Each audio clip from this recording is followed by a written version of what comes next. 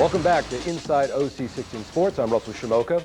We named it Inside because we wanted to give viewers an in-depth and sometimes personal perspective on the young athletes we see on the playing fields. We've all heard the phrase, like father, like son. I found that to be never more true when I visited Waipahu High School.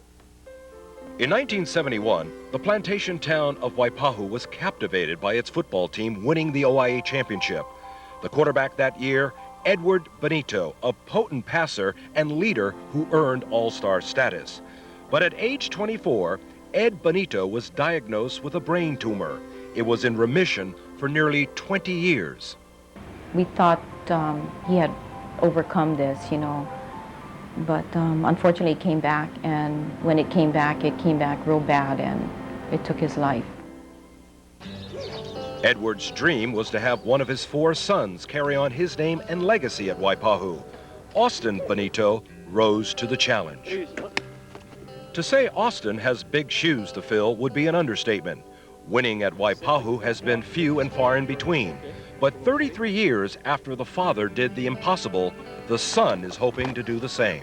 It means so much to me, just from everybody saying from 1971, it's like a father-son combination.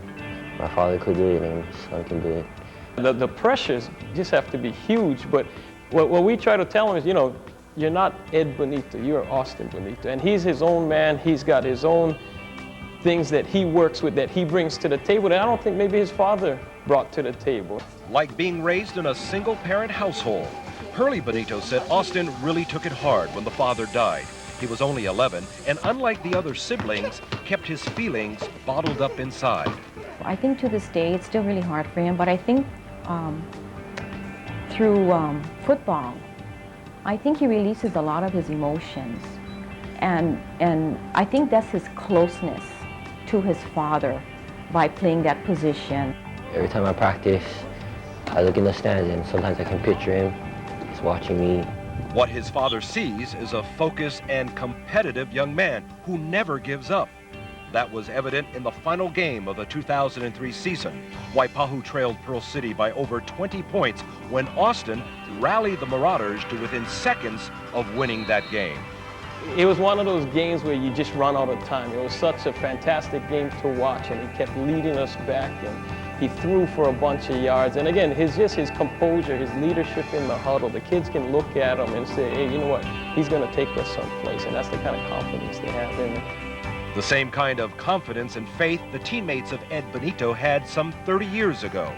I think Austin is that type of leader, just like his dad was, He was an inspiration to us, and, Eddie made things happen, and I'm sure Austin is going to do the same thing for his team, If he were here right now, he'd be very proud of his son, because his son is not only stepped into the shoes of a quarterback to be a leader on the team, but he's also stepped into the shoes of kind of being a leader at home.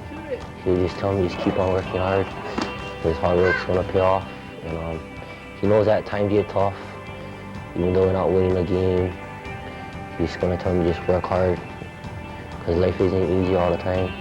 In 1971, Ed Benito won this trophy for being Waipahu's most inspirational player. Some 30 years later, he's still an inspiration. To further honor his father, Austin has a tattoo on his right shoulder, his throwing shoulder. So every pass Austin throws this season, there's no doubt in that family who's helping guide the ball downfield.